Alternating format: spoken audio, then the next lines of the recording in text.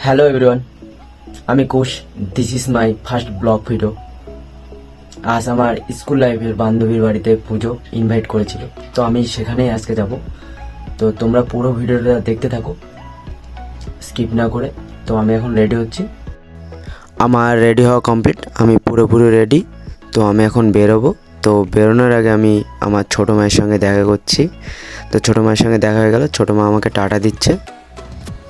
যেহেতু আমার বাড়ি থেকে আমার বান্ধবীর বাড়ি 15-17 কিলোমিটার দূরে, তো সেই জন্য আমি আমার বাইকটি নিয়ে যাব, কারণ অনেকটা রাত্রি হয়ে গেছে। তো বাস টোটোতে যেতে পারলেও আসার সময় কোনো কিছুই পাবো না। এখানে আমার উডবি কাজ করে, ও আর আমি একসঙ্গে যাবো জন্য, ওর জন্য আমি ওয়েট করছি।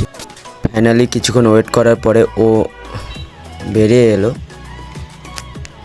যেহেতু ও সাইকেল নিয়ে এসেছিলো, তো সাইকেলটা এক জায়গায় রেখে তো আমার বাইকে চড়ে ও আর আমি একসঙ্গে যাচ্ছি আমার বান্ধবীর বাড়িতে। ফাইনালি বান্ধবীর বাড়িতে চলে এলাম। ওই আমার বান্ধবী, অনেক দিন পর দুজনের দেখা হলো, তাই দুজনে মিলে ভাব ভাগাভাগি করছে।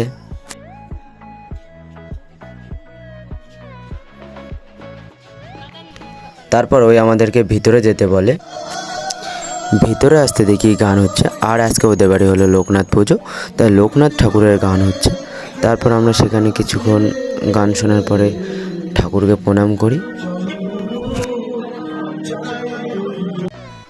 তারপর আমাদেরকে বসতে বললো, বসতে বলার পরে আমাদের জন্য জুস নিয়ে আসলো। তো জুসটা আমরা খাওয়া কমপ্লিট করলাম। তারপর আমাদের যেহেতু অনেক দিন পর দেখা হলো, তো একটু আড্ডা মারছিলাম। তো মারতে মারতে অনেকটা রাত্রি হয়ে গেলো, আর দেরি করলাম না। তারপর আমরা দুজন মিলে খেতে বসলাম। তো খেতে খেতে ও আমাকে খাইয়ে দিল ভালোবেসে। তো তারপর ও আমাকে বলছে যে তুই আমাকে খাইয়ে দিলি না কেন, তার মানে তুই আমাকে ভালোবাসিস না। তারপর আমি ওকে আবার খাইয়ে দিলাম।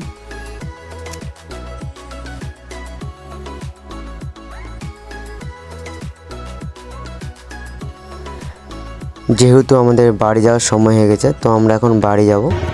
তো বান্ধবী আমাদেরকে এগিয়ে দিতে এসেছিল। তারপরে ওকে টাটা দিয়ে বাই বলে আমরা বাড়ির উদ্দেশ্যে রওনা দিয়ে দিই।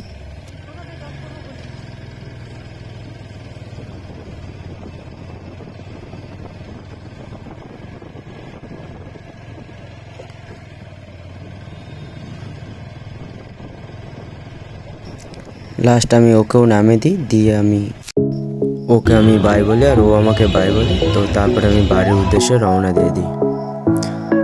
যদি ভিডিওটি ভালো লাগে তো লাইক, কমেন্ট, শেয়ার আর সাবস্ক্রাইব করে দিন। বাই বাই, দেখা হচ্ছে নেক্সট ভিডিওতে।